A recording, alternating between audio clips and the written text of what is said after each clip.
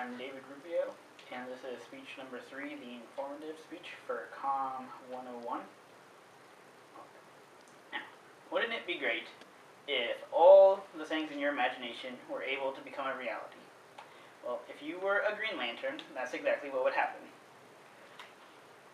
Hal Jordan is the second character in the DC universe to take the name Green Lantern, and he's also going to be the star of a major motion picture that is set to release next summer. But before he gets the Hollywood treatment, I thought I would take the opportunity to inform everyone about his comic book counterpart.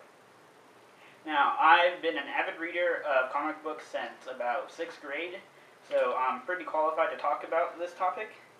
And I'm going to be discussing his origins and powers and how this series helped change the comic book industry. Now, Hal Jordan is actually based off of a character named Alan Scott, who was the Green Lantern of the Golden Age of comic books. And the Golden Age of comic books took place during World War II, and that's when comic book sales were on a rise, because soldiers could easily carry them while they were overseas and then discard them right away, because they didn't need them after that. And the Golden Age ended in about 1951, and that is according to a documentary called Superheroes United, The Complete Justice League History. And in 1956, the Silver Age of comic books started with the introduction of a new Flash. Now, the editor of DC Comics at the time was named Julius Schwartz, and he wanted to revitalize the Green Lantern character the same way he did the Flash character. And so in 1959, we were introduced to a new Green Lantern with a new origin story and a new secret identity. And Julius Schwartz was a big science fiction fan, and so he wanted the Green Lantern to have a new science fiction origin, as opposed to a magical one, which the older character had. And so in Green Lantern Volume 2, Number 1, we were introduced to Hal Jordan. And Hal Jordan was a test pilot and also was a former Air Force pilot. And when this alien, he was also Green Lantern, his name was Abin Sur, he crash landed on Earth and suffered a mortal wound. And he chose Hal Jordan to replace them because of his ability to overcome great fear. Now, when Hal accepted the duty of being a Green Lantern, he was given a little magic ring, and, well, not a magic ring, but a power ring, and was inducted into an intergalactic peacekeeping force called the Green Lantern Corps. And the ring gives him the ability to fly, breathe, and survive in space, and he can make green constructs out of anything, out of just his willpower. So whatever he imagines, like a giant hammer or a giant punching glove, just materializes because of his willpower.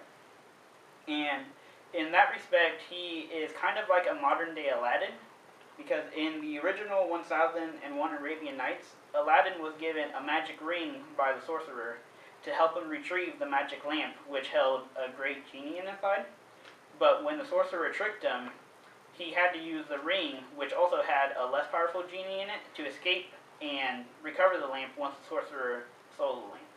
And so the genie gave Aladdin the power to make all his wishes come true, and the ring gives Hal the ability to make all his imaginary constructs come true. And Hal's Jordan rings need to be recharged every 24 hours by using a Green Lantern battery and by saying a note.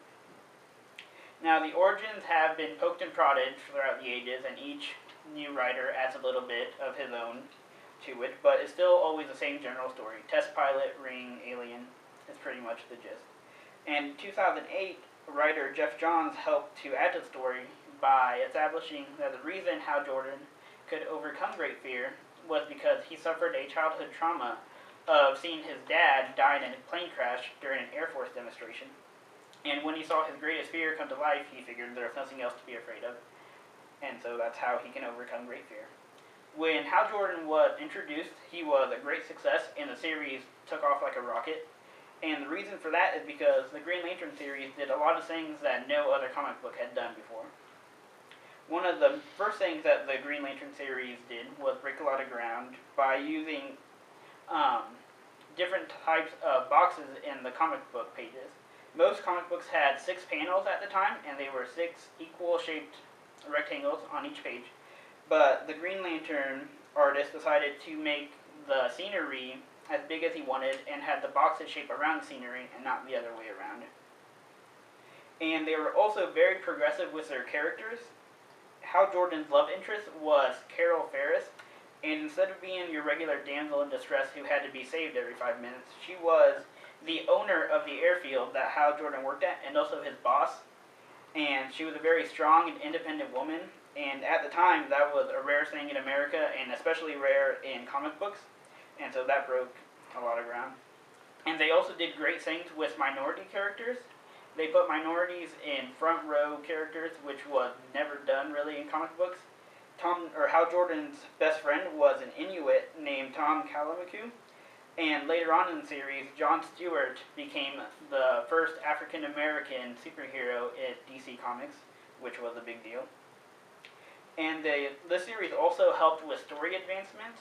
At that time, most comic books had standalone issues, which just meant that the story took place in that issue and it didn't really affect the whole character. So whatever happened in one issue really didn't affect the other issue. But the Green Lantern series was a linear story, and they had references to older issues and subplots that developed as the issues went on. And then the biggest change that happened was when Dennis O'Neil and Neil Adams took over, and they used the Green Lantern series to take on a lot of social and political issues of the time. They paired up Green Lantern with another character named Green Arrow, and Green Lantern was basically a cop because he was part of the Interstellar Police Force, and so he represented law and order and the establishment of the time, while Green Arrow was more of a Robin Hood liberal type character, and he represented the countercultures of the time. And these were all published during the 70s, so all those movements were going on. And so from issue number 76 through 86, the characters were seen on a cross-country mission across America, driving a truck down, righting wrongs, and they faced various topics such as racism, cults, and sexism, and these were issues that just weren't dealt with in comics at the time. And the last story was about Green Arrow's sidekick being addicted to heroin, and this was a pretty big deal because it was the first time that drugs were openly talked about in comic books, because at the time there was a comic book code that they had to abide by, and drugs were just not allowed. And this was the first time it was spoken in the open, and it's still one of the greatest stories ever written. And Hal Jordan is still a major force in the comic book industry today. And Hal Jordan is a great character, and his series has stood the test of time. He has a unique and exciting origins, and the stories have helped to make the comic book industry what they are today. So for these reasons and more, Hal Jordan, the Green Lantern, is my favorite comic book character.